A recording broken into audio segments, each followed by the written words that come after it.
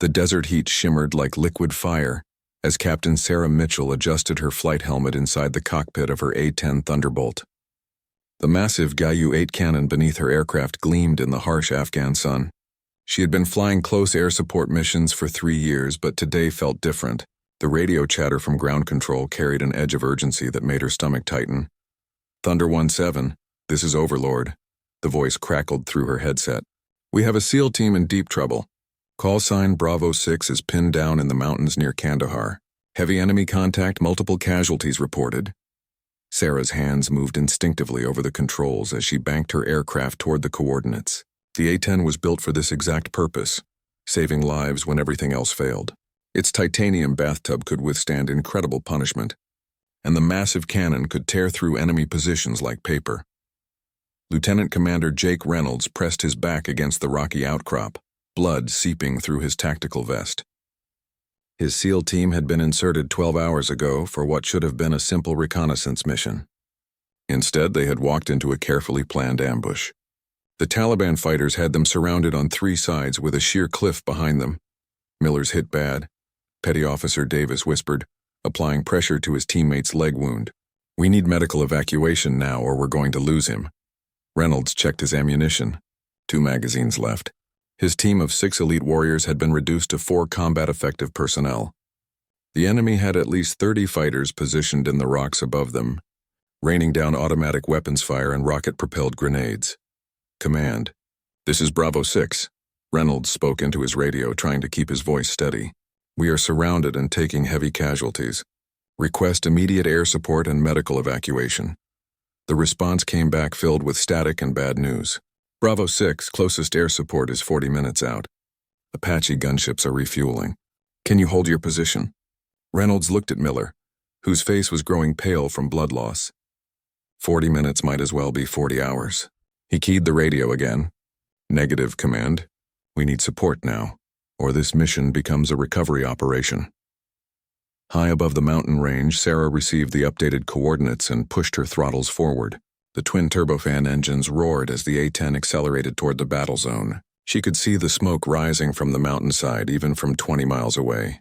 Her weapons systems officer had already programmed the coordinates into her targeting computer. Thunder 17, be advised, came another voice over the radio.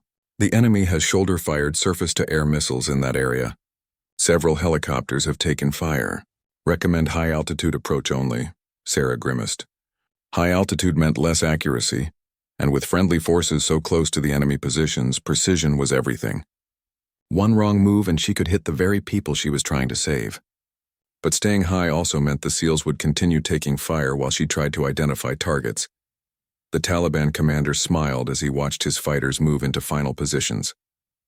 The American Special Forces were trapped like animals in a cage. Soon he would have valuable prisoners or dead Americans to parade before the cameras. Either outcome would serve his propaganda purposes perfectly. Continue the pressure, he ordered through his radio. Do not let them escape. The helicopter cannot land while we control the high ground. His fighters had been preparing this ambush for weeks, studying the patterns of American patrols and choosing the perfect location.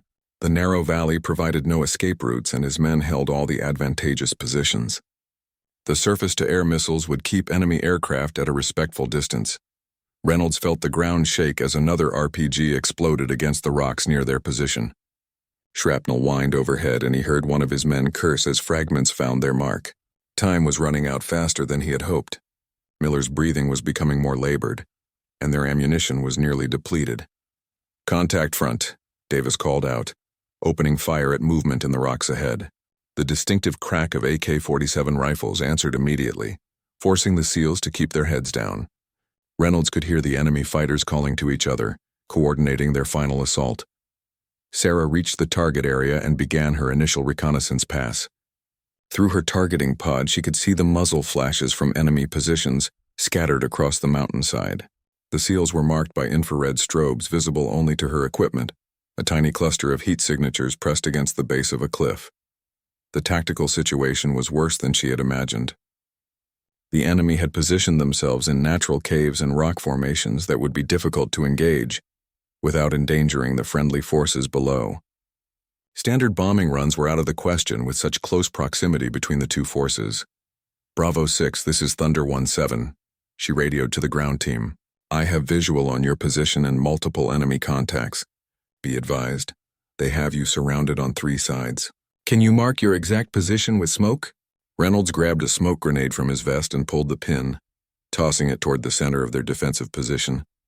Purple smoke began billowing upward, creating a clear reference point for the pilot above. Purple smoke marking our position. Reynolds confirmed over the radio. Enemy is in the rocks approximately 50 meters north, east, and west of our location. We have wounded and need immediate suppression fire. Sarah studied the targeting display, her mind rapidly calculating angles and distances. The enemy positions were dangerously close to the SEALs, but she had trained for exactly this type of precision engagement. The A-10's cannon could deliver surgical strikes if she could get close enough to use it effectively. Copy that, Bravo 6, Sarah responded, beginning her attack run. Danger close air support inbound. Keep your heads down. As she dove toward the mountainside, surface-to-air missiles streaked upward from concealed positions. Sarah pulled hard on the controls, feeling the G-forces press her into her seat as she maneuvered to avoid the deadly projectiles. The A-10 shuddered as one missile passed close enough to trigger her defensive systems, but the rugged aircraft continued its descent toward the target. The SEALs below could hear the distinctive whine of the A-10's engines growing louder as death approached from above. Sarah's first gun run sent a stream of 30mm depleted uranium shells into the rocky positions north of the SEAL team. The GU-8 cannon roared like thunder, each round capable of penetrating armored vehicles. Chunks of rock and debris exploded outward as the high-explosive rounds found their targets. She could see secondary explosions as her fire touched off enemy ammunition. Good hits, good hits. Reynolds shouted into his radio as enemy fire from the northern position suddenly went silent. You got at least 6 of them up there. But the celebration was short-lived. The remaining Taliban fighters immediately shifted their positions, using the natural cave systems to move without being detected. Sarah pulled up from her gun run and began climbing for another pass. But surface-to-air missiles were already tracking her movement. The first missile missed by inches, its proximity fuse detonating close enough to pepper her aircraft with shrapnel. Warning lights illuminated across her instrument panel as hydraulic fluid began leaking from damaged lines. The A-10 was built to take punishment, but even the Warthog had its limits. Thunder 17, you're trailing smoke, came a voice from another aircraft somewhere in the area. Suggest you egress and let us handle this. Sarah checked her instruments. Oil pressure was dropping, and she had lost some of her flight control authority, but the aircraft was still flyable. Below her, the SEALs were still taking fire from the remaining enemy positions. Walking away now meant leaving them to die. Negative, she replied firmly. I still have ordnance and the aircraft is controllable. Bravo 6 needs immediate support. Reynolds watched the A-10 climb away trailing black smoke and felt his heart sink. The brief respite from the northern position had allowed his medic to work on Miller, but the wounded SEAL was fading fast.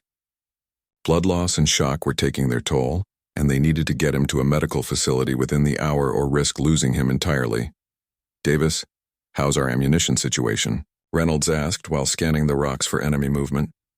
Down to 1 magazine each for the primary weapons, Davis replied. Couple of grenades left, but that's about it.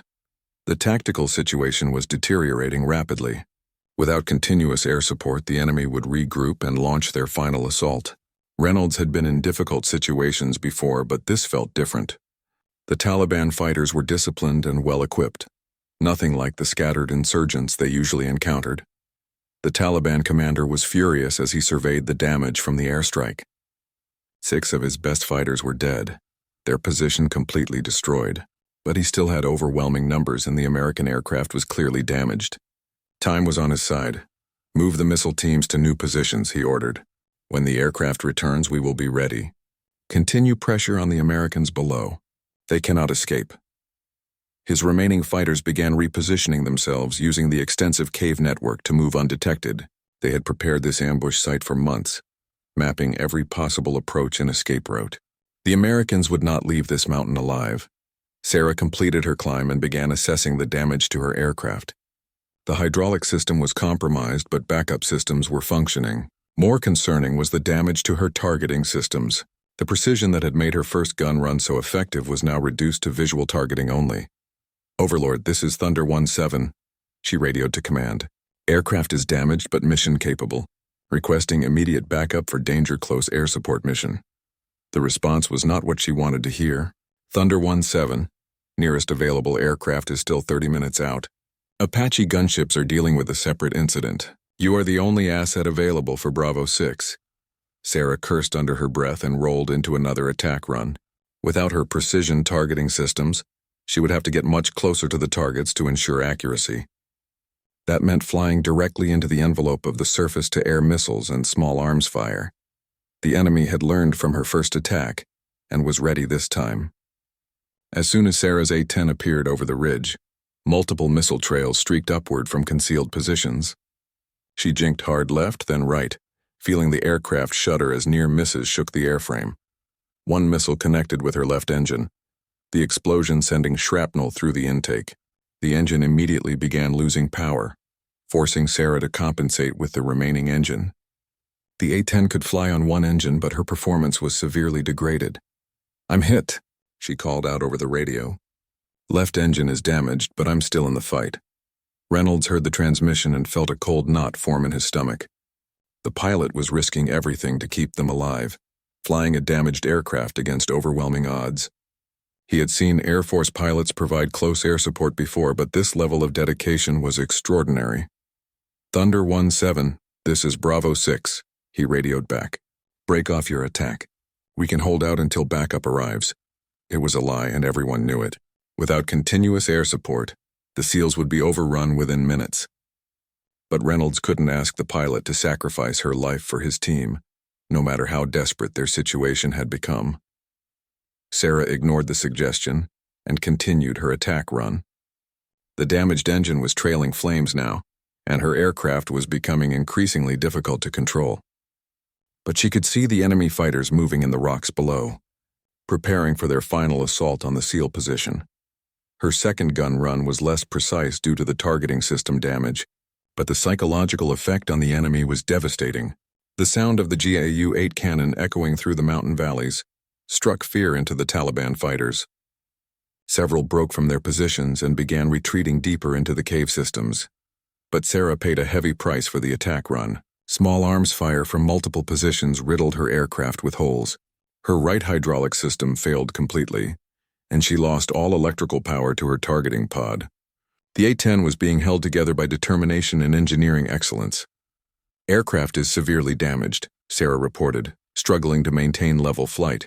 "I've got multiple system failures, but I can still deliver ordnance." On the ground, Miller's condition was worsening rapidly. The medic had done everything possible with the supplies available, but the wounded SEAL needed surgical intervention that was impossible in their current situation. Reynolds made the hardest decision of his military career. "All stations, this is Bravo 6. He transmitted on the emergency frequency. "We need immediate medical evacuation." Preparing to break concealment and signal rescue helicopters, it was essentially a suicide mission. Moving from their concealed position would expose them to enemy fire from multiple directions. But staying put meant watching Miller die while the pilot above them continued flying a disintegrating aircraft in their defense. The Taliban commander heard the American radio transmission and smiled. Finally, desperation was forcing them into the open. He positioned his remaining fighters to cover all possible escape routes from the American position. In minutes, this entire affair would be concluded. Sarah heard Reynolds' transmission and realized the SEALs were preparing to make their final stand. Her damaged aircraft was barely controllable, with warning lights covering her instrument panel like Christmas decorations. But she still had ammunition for the cannon and a few rockets left on her pylons. Banking the crippled A-10 into another attack run, Sarah knew this might be her last chance to make a difference. The aircraft was shaking violently now, pieces of metal streaming away from the damaged engine. But somewhere below in those rocks, American warriors were depending on her to keep them alive just a little longer. The A-10 screamed down toward the mountainside like a wounded bird of prey, trailing smoke and flames from its damaged engine. Sarah fought the controls as the aircraft bucked and shuddered, threatening to tear itself apart at any moment. Her flight instruments were a maze of red warning lights, and she could smell smoke entering the cockpit through damaged seals. Below her, Reynolds helped his medic move Miller to a better position behind a larger boulder. The wounded SEAL was unconscious now, his breathing shallow and rapid. They had minutes, not hours, before shock claimed his life. The other team members spread out in a defensive perimeter, their remaining ammunition carefully rationed for the fight they knew was coming. "Contact! Contact!" Davis shouted, opening fire at Taliban fighters advancing from the eastern positions. The enemy had finally decided to press their advantage while the American aircraft was clearly struggling. Automatic weapons fire echoed through the rocky valley as both sides engaged at close range. Sarah lined up her third gun run despite the fact that her targeting systems were completely dead. She would have to rely on visual identification and years of training to avoid hitting the SEAL team while engaging targets that were now less than 100 meters from their position. One mistake would kill the very people she was trying to save. The GAU-8 cannon spun up with its distinctive whine as Sarah squeezed the trigger. The 30mm shells walked across the eastern slope, chewing through rock and enemy positions with devastating effect. She could see Taliban fighters diving for cover as the high explosive rounds turned their concealed positions into deadly fragments. But her victory was short-lived. The damaged aircraft was losing altitude rapidly now, and Sarah realized she was going to have to make an emergency landing whether she wanted to or not. The question was whether she could choose where to put the aircraft down, or if it would choose for her. "Mayday, Mayday," Sarah transmitted on the emergency frequency. "Thunder 17 declaring in-flight emergency. Aircraft is going down. Last known position grid coordinates." She rattled off her location while simultaneously trying to identify a suitable landing site. The mountainous terrain offered few options, mostly consisting of rocky slopes and narrow valleys. But about 2 miles west of the SEAL position, she could see what looked like a relatively flat area that might be survivable. Reynolds heard the Mayday call and felt his world shift. The pilot who had been keeping them alive was about to crash, leaving his team completely alone against overwhelming odds. But there was nothing he could do to help her now. His responsibility was to his men and completing their mission. "Bravo 6, this is Overlord," came a transmission from their command center. "We have rescue helicopters inbound, but they cannot penetrate the enemy air defense envelope while surface-to-air missiles are active. You need to neutralize those SAM sites." Reynolds almost laughed at the impossibility of the task. His team was pinned down, nearly out of ammunition, and carrying a critically wounded teammate. Now command wanted them to go on the offensive against prepared enemy positions. It sounded like something from a Hollywood movie, not real military operations. The Taliban commander watched the American aircraft disappear behind a ridge, trailing smoke and fire. His surface-to-air missile teams reported the aircraft was down, crashed somewhere in the western valleys. Now he could focus his full attention on the trapped American Special Forces team. "All units begin final assault," he ordered into his radio. "Take prisoners if possible, but do not allow any Americans to escape. The helicopters cannot rescue them while we control the high ground." His remaining 20 fighters began advancing on the SEAL position from 3 directions simultaneously. They moved carefully, using cover and suppressive fire to get closer to the Americans. Victory was within his grasp, and soon he would have a propaganda triumph that would be broadcast around the world. Sarah fought to control her aircraft as it descended toward the rocky terrain below. The landing gear was damaged and wouldn't extend, meaning she would have to execute a belly landing on rough ground. The A-10 was built tough, but even the Warthog had limits to what it could survive. She aimed for what looked like the smoothest patch of ground available, a narrow valley floor covered with loose rocks and scattered boulders. It was far from ideal, but it was better than flying into the side of a mountain. At least if she survived the crash, she might be able to help the SEALs with her personal weapons. The impact was tremendous. The A-10 hit the ground hard and skipped twice before sliding to a stop against a pile of rocks. Sarah's helmet cracked against the canopy rail, and she felt her left shoulder separate as the violent deceleration threw her against her restraint system. But she was alive, and more importantly, she was armed. Unbuckling from her ejection seat, Sarah grabbed her survival rifle and personal defense weapon from their storage compartments. The A-10's cockpit was filling with smoke from electrical fires, and she needed to get out before something exploded. The aircraft had served her well, but now it was time to continue the fight on foot. Reynolds saw a massive explosion in the distance and knew the A-10 had gone down. There was no time to mourn the loss of their air support, because the enemy was closing in from multiple directions. His team was down to their last few magazines, and Miller was fading fast despite the medic's best efforts. Davis, take position on the right flank, Reynolds ordered. Johnson, you've got the left. I'll cover the center approach. If they break through, fall back to the cliff and make them pay for every meter. It was classic last stand tactics, something every special operations soldier trained for but hoped never to experience. They would sell their lives dearly and take as many enemy fighters with them as possible. But the mathematics of the situation were unforgiving. 4 effective fighters against 20, with limited ammunition and no way to escape.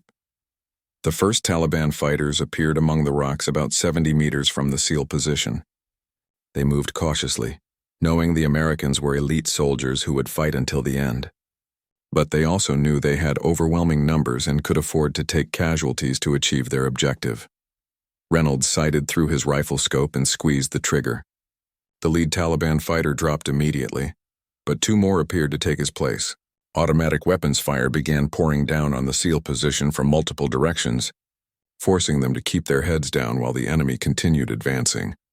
Sarah climbed out of her wrecked aircraft and immediately oriented herself toward the distant sound of gunfire.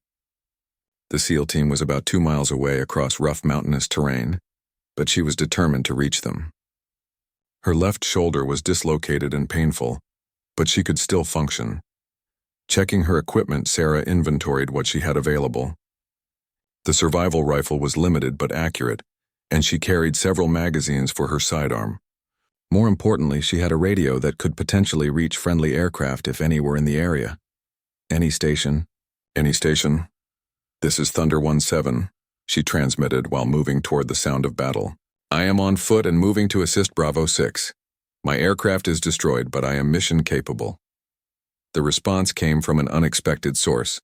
Thunder 17, this is Reaper 21. We are a Predator drone 15 minutes from your location. Can you provide target designation for our missiles? Sarah felt a surge of hope.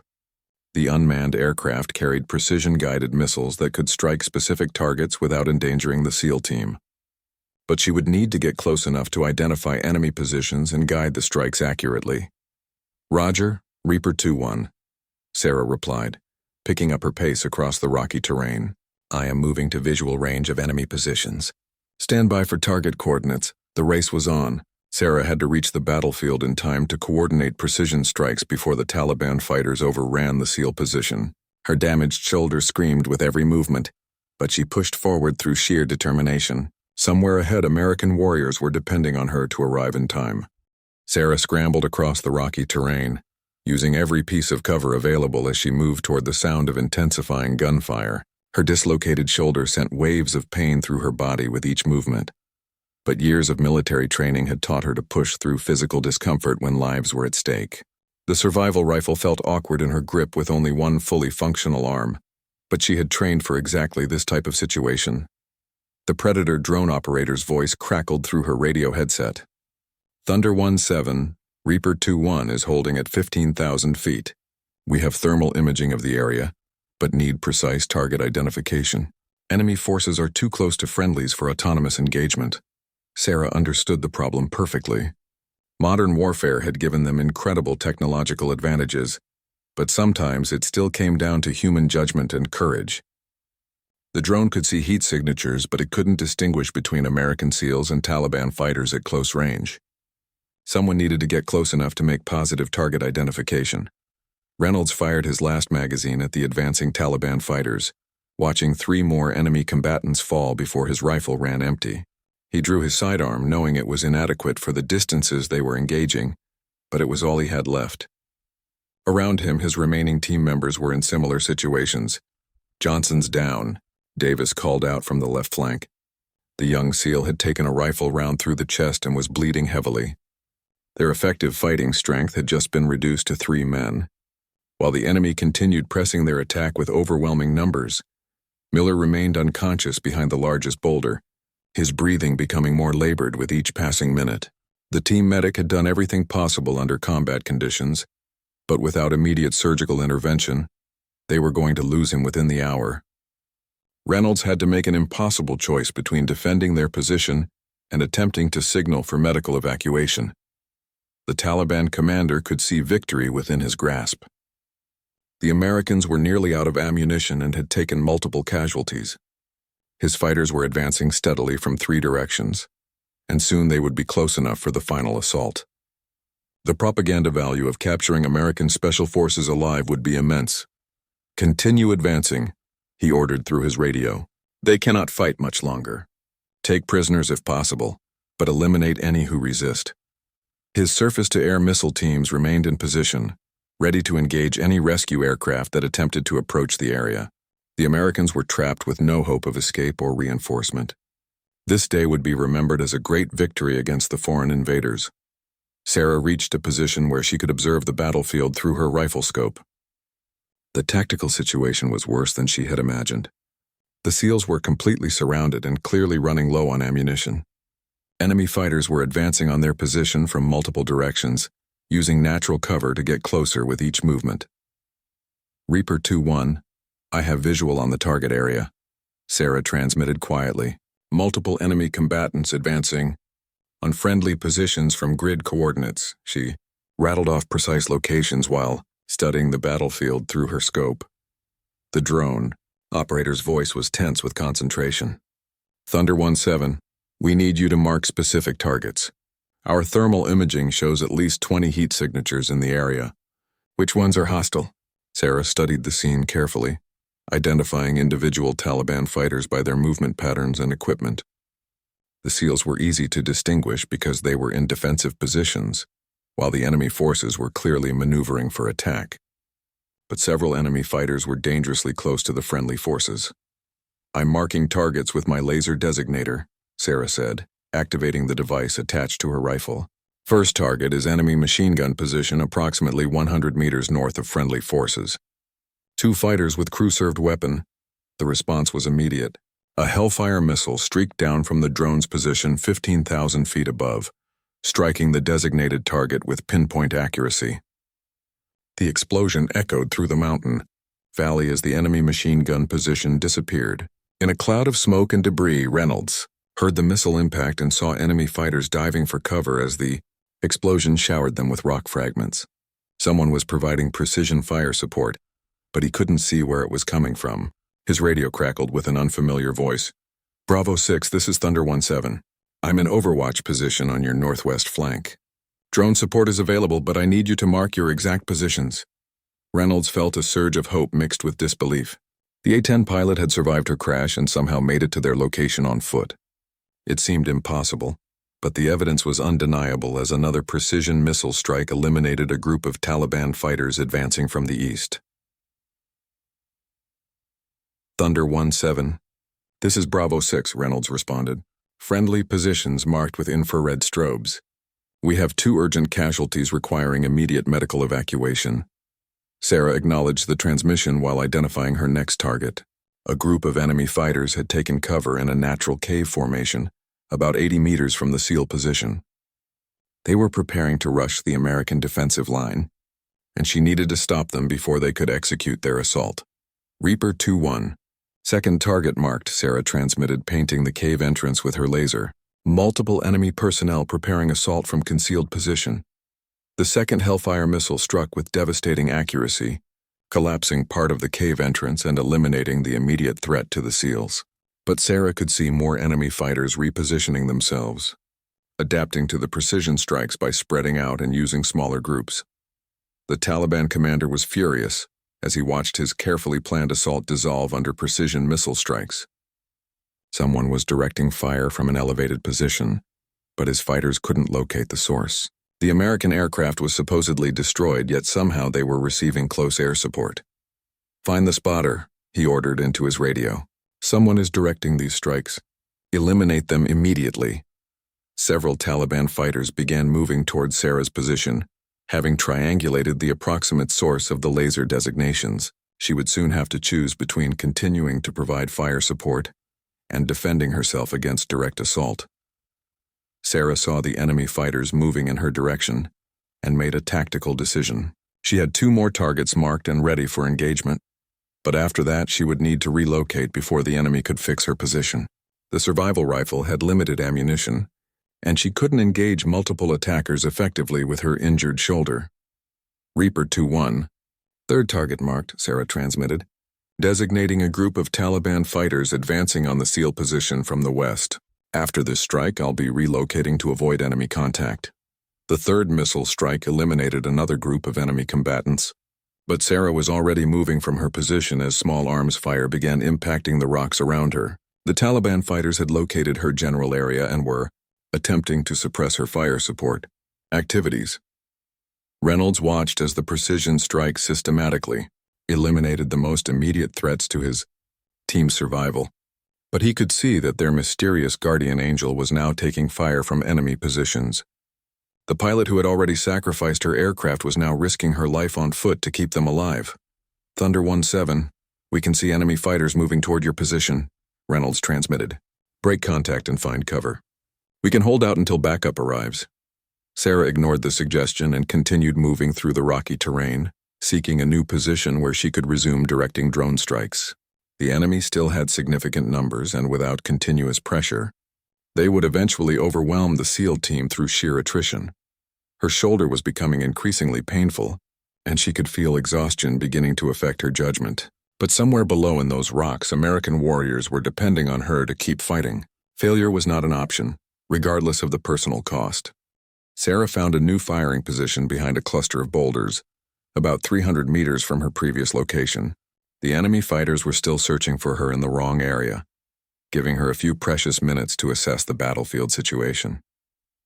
Through her rifle scope, she could see that the Taliban forces had been significantly reduced by the precision strikes, but at least 10 fighters remained in the fight. The Predator drone operator's voice was urgent in her headset. Thunder 17, we're down to our last 2 Hellfire missiles. After that, we'll be Winchester and need to return to base for rearming. Sarah understood the implications immediately. 2 more precision strikes, and then she would be on her own with a survival rifle and limited ammunition. The SEAL team was still surrounded and had wounded personnel who needed immediate medical attention. Every minute that passed reduced their chances of survival. Copy that, Reaper 2-1. Sarah responded while scanning for priority targets. I need to make these last 2 shots count. Reynolds helped his medic work on Johnson, who had regained consciousness but was clearly in severe pain from his chest wound. Miller remained unconscious, his pulse weak and irregular. Both men needed surgical intervention that was impossible in their current situation.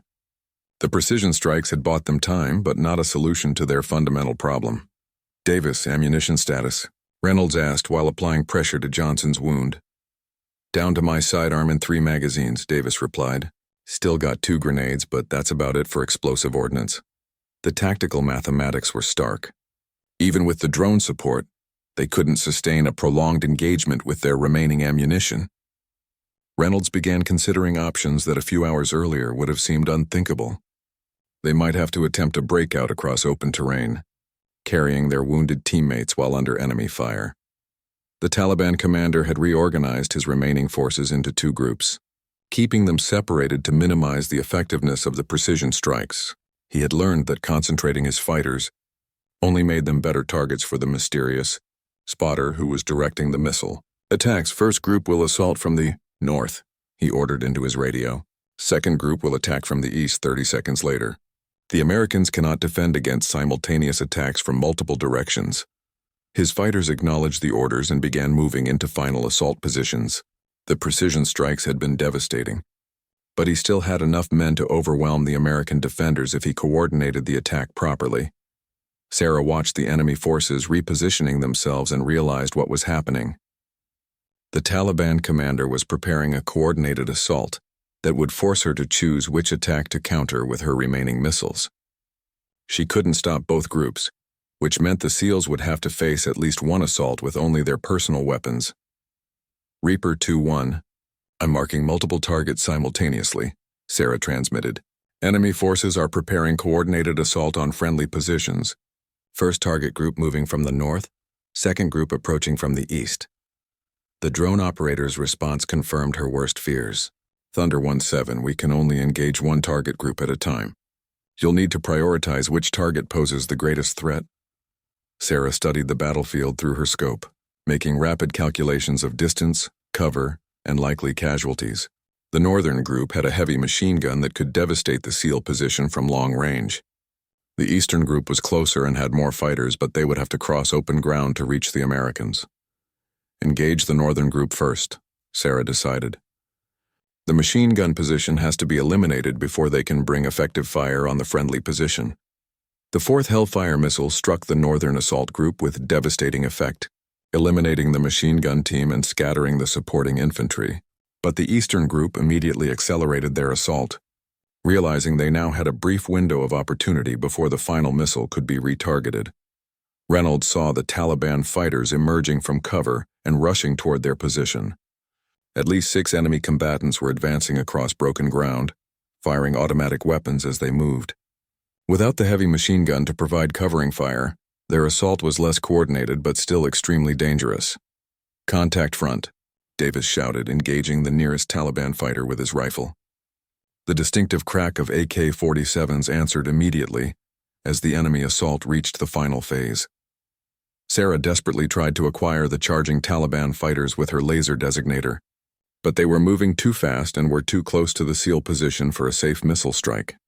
She was going to have to engage them with her survival rifle, despite the range and her injured shoulder. "Reaper 2-1, hold fire," Sarah transmitted. "Targets are too close to friendlies. I'm engaging with personal weapons." The survival rifle wasn't designed for precision shooting at long range, but Sarah had trained extensively with similar weapons. She braced against a rock to compensate for her injured shoulder and began engaging the Taliban fighters one by one. Her first shot dropped the lead attacker at 200 meters, but the others continued their assault. Reynolds saw muzzle flashes from the mountainside above and realized the downed pilot was engaging the attacking forces with her personal weapon. It was an incredible display of marksmanship under pressure, but she couldn't stop all the attackers from this range. "Take cover," Reynolds shouted to his team as automatic weapons fire raked their defensive position. 2 Taliban fighters had made it to within 30 meters and were preparing to throw grenades into the American position. Sarah's second shot eliminated one of the grenadiers, but the other enemy fighter successfully threw his explosive device before diving behind cover. The grenade bounced off a rock and rolled toward the wounded SEALs, its safety lever already flying free.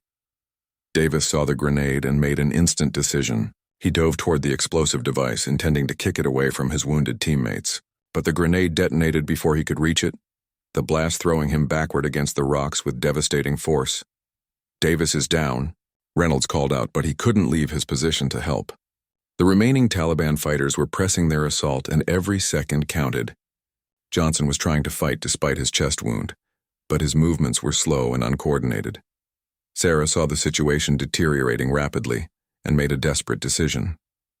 She began moving down the mountainside toward the battlefield, firing her survival rifle as she advanced.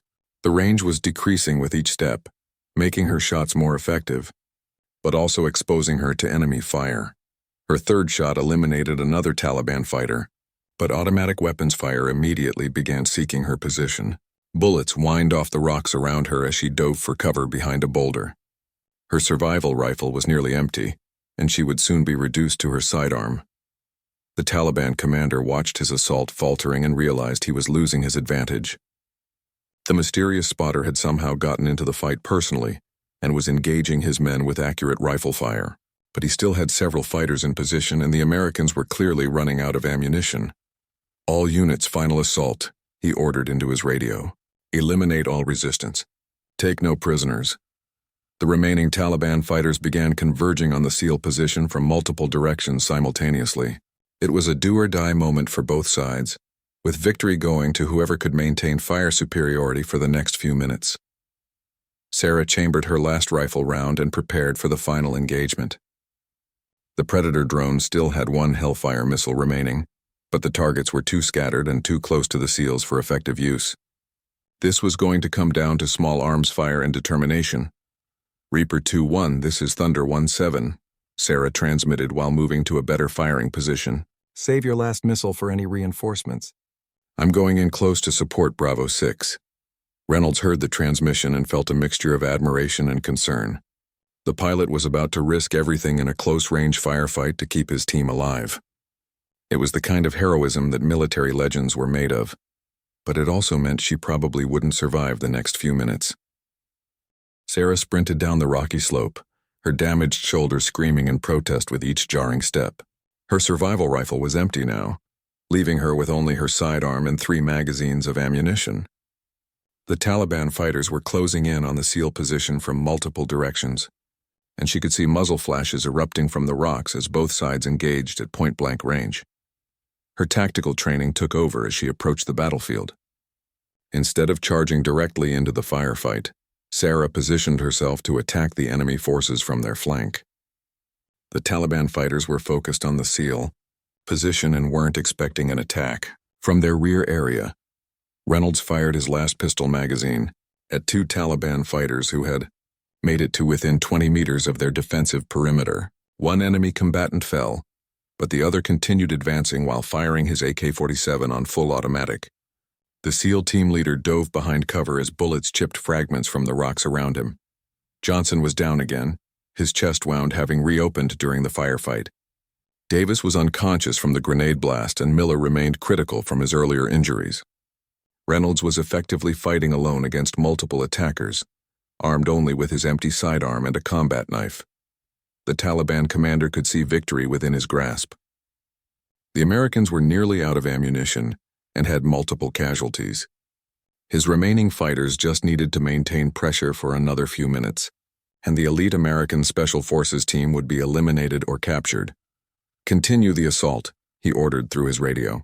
"They cannot resist much longer." Sarah reached a position where she could see 3 Taliban fighters advancing on the SEAL position. They were moving tactically, using cover and suppressing fire to get closer to their targets. But they had made the mistake of bunching up to coordinate their final assault. Drawing her sidearm, Sarah took careful aim and fired 3 rapid shots. Her marksmanship training paid off as all 3 enemy fighters dropped within seconds of each other. The sudden attack from their rear caught the remaining Taliban forces completely off guard.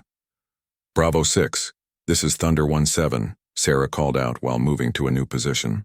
"I'm on the ground and engaging enemy forces from the west. Don't shoot the person trying to help you." Reynolds heard the transmission just as 3 Taliban fighters suddenly collapsed behind cover. Someone was engaging the enemy from an unexpected direction, and he could hear the distinctive sound of American weapons fire coming from the mountainside. "Thunder 17, this is Bravo 6, Reynolds responded while reloading his sidearm with his last magazine. "We have multiple urgent casualties and are almost out of ammunition." "What's your ammunition status?" Sarah checked her remaining magazines while scanning for additional targets. 2.5 magazines for sidearm, plus whatever I can scavenge from enemy weapons. I'm moving to your position. The remaining Taliban fighters were now caught between the SEAL team and Sarah's flanking position. Their numerical advantage was rapidly disappearing as they found themselves under fire from 2 directions simultaneously. Several enemy combatants began withdrawing to more defensible positions. The Taliban commander realized his assault was failing, and that his forces were being outmaneuvered by superior tactics. The mysterious American who had been directing the missile strikes was now on the ground and engaging his fighters with personal weapons. It was time to cut his losses and withdraw. "All units break contact and withdraw to secondary positions," he ordered reluctantly. "Regroup at the vehicle rally point." But not all of his fighters received the withdrawal order. 3 Taliban combatants were still advancing on the SEAL position, determined to complete their mission regardless of the changing tactical situation. They had come too far and lost too many comrades to retreat now. Sarah saw the 3 enemy fighters continuing their assault and realized they hadn't gotten the withdrawal order. She was in a perfect position to engage them, but it would require exposing herself to return fire. The choice was between her own safety and the lives of the wounded SEALs. Moving to an elevated position behind a large boulder, Sarah took careful aim at the nearest Taliban fighter. Her first shot dropped him immediately, but his 2 companions immediately began returning fire in her direction. Bullets sparked off the rocks around her as she ducked for cover.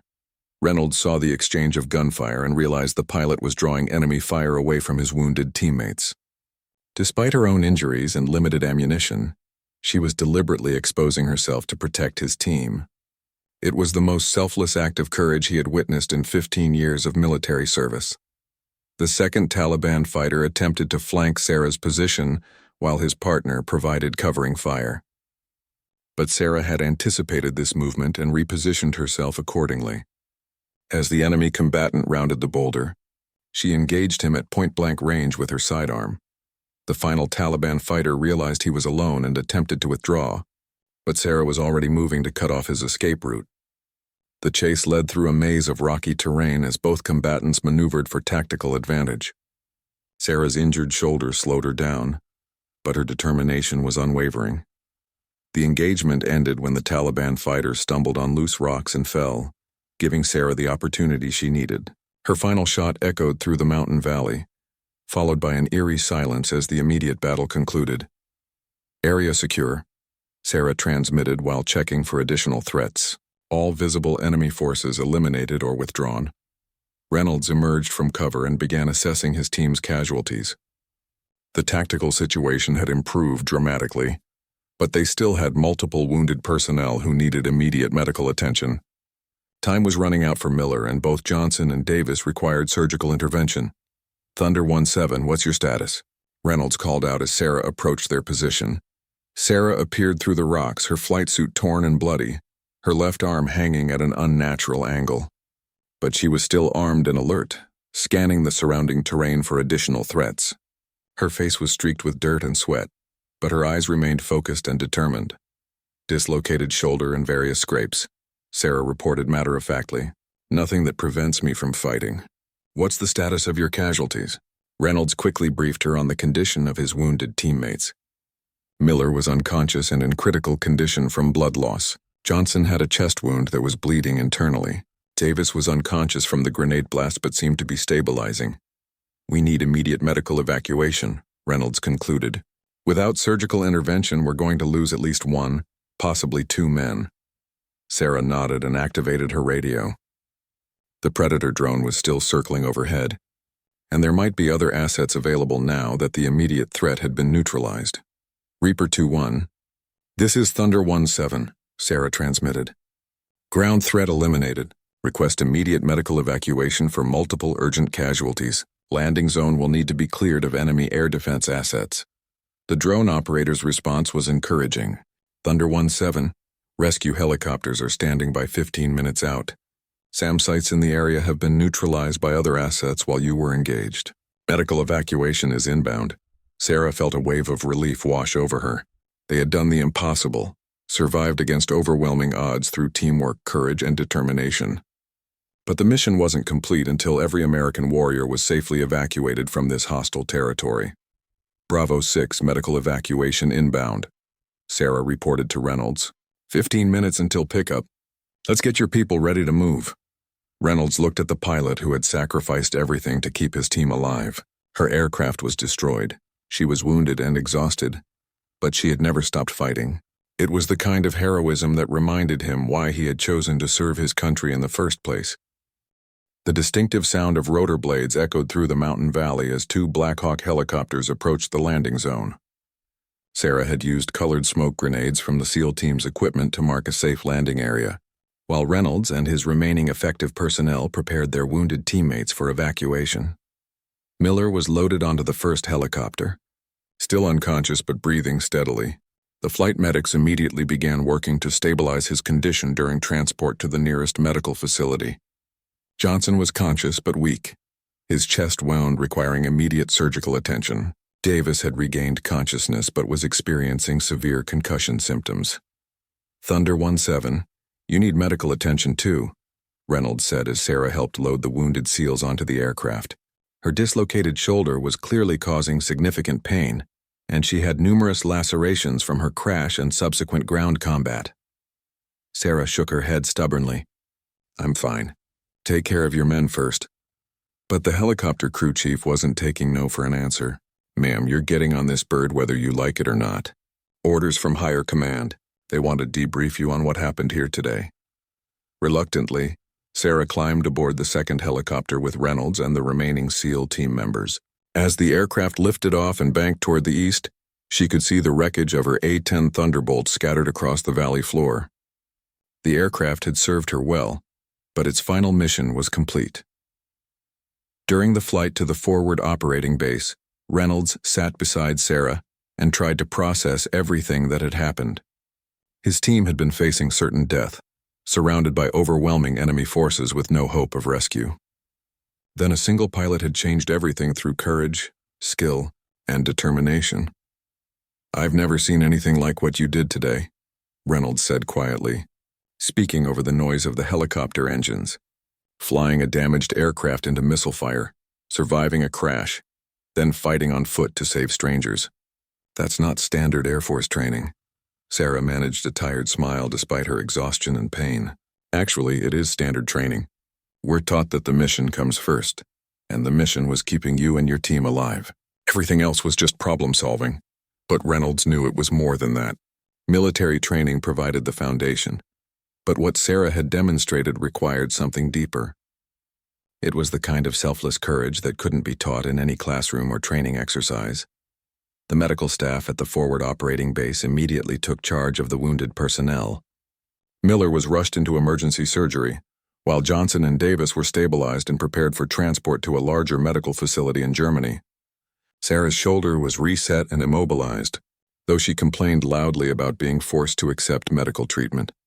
Later that evening, Sarah found herself in the base commander's office, still wearing a borrowed flight suit since her original uniform had been cut away by the medical staff. Colonel Martinez, the base commander, was reviewing the preliminary after-action reports from the mission. "Captain Mitchell," Colonel Martinez began, "I've been reading the reports from today's mission, and frankly, some of the details seem almost unbelievable. You flew a severely damaged aircraft multiple times into heavy enemy fire, then continued fighting on foot after your aircraft was destroyed." Sarah shifted uncomfortably in her chair, her injured shoulder making it difficult to find a comfortable position. "Sir, I was just doing my job. Close air support means staying with the ground forces until the mission is complete." Colonel Martinez studied the young pilot carefully. "According to Lieutenant Commander Reynolds, you single-handedly eliminated or neutralized at least 15 enemy combatants while coordinating precision drone strikes. That's not typical close air support, Captain." The colonel continued reviewing the reports while Sarah waited silently. She knew there would be extensive debriefings and investigations into the mission, but all she really cared about was whether the SEAL team had survived. "Sir, what's the status of the wounded personnel?" Sarah asked when the colonel paused in his reading. "Miller came through surgery successfully and is stable," Colonel Martinez replied. "Johnson's chest wound was more serious than initially thought, but the doctors are optimistic. Davis has a severe concussion but should make a full recovery." Sarah felt a wave of relief wash over her. The mission had been successful despite the incredible odds they had faced. 3 American warriors would return home to their families instead of being listed as casualties in a remote mountain valley. Reynolds appeared in the office doorway, having been cleared by the medical staff after treatment for minor injuries. His tactical vest and equipment had been replaced with a clean uniform, but his eyes still carried the intensity of recent combat. "Sir, I wanted to thank Captain Mitchell personally before she's transferred back to her unit," Reynolds said to Colonel Martinez. The colonel nodded and stepped aside, allowing the 2 warriors to speak privately. Reynolds approached Sarah and extended his hand in a gesture of respect and gratitude. "I don't have adequate words to thank you for what you did today," Reynolds said seriously. "You saved my team's lives through actions that went far beyond the call of duty." Sarah clasped his hand firmly, despite the discomfort in her injured shoulder. "You would have done the same thing if our positions were reversed. That's what service members do for each other." But both of them knew that what had happened that day was extraordinary by any measure. The combination of skill, courage, and determination required to turn a hopeless situation into a successful mission was rare in any military operation. Colonel Martinez cleared his throat and rejoined the conversation. "Captain Mitchell, I'm recommending you for the Distinguished Flying Cross for your actions today. The Air Force takes pride in pilots who exemplify the service's core values under extreme conditions." Sarah started to protest that she was just doing her job, but Reynolds interrupted her. "Sir, with respect, the Distinguished Flying Cross isn't sufficient recognition for what happened today. This pilot deserves consideration for the Medal of Honor." The colonel nodded thoughtfully. "That's a decision for much higher authority than mine. But I agree that Captain Mitchell's actions deserve the highest recognition possible." 3 weeks later, Sarah found herself in a military hospital in Germany, visiting the wounded SEALs during their recovery. Miller was awake and alert, his color much improved from the pale figure she remembered from the mountain battlefield. Johnson was mobile but still recovering from his chest surgery, while Davis was dealing with lingering effects from his concussion. "You know, they're calling it the miracle in the mountains. Miller said as Sarah approached his hospital bed. Every special operations unit in the theater is talking about the A-10 pilot who wouldn't quit. Sarah felt embarrassed by the attention her actions were receiving. Military personnel from across the base had been stopping her to express their admiration and gratitude. She preferred to focus on the fact that everyone had survived the mission. The real miracle was your team's ability to hold out against overwhelming odds, Sarah replied. I just provided fire support. Johnson laughed despite his injuries. Fire support? You crashed your aircraft, then fought on foot across 2 miles of enemy territory to reach us. That's not fire support, that's pure heroism. But for Sarah, the greatest reward was seeing these 3 warriors alive and recovering. The decisions she had made in those desperate moments had been driven by a simple principle. American service members never abandon each other, regardless of the personal cost. 6 months later, Captain Sarah Mitchell stood in the White House Rose Garden as the President of the United States placed the Medal of Honor around her neck.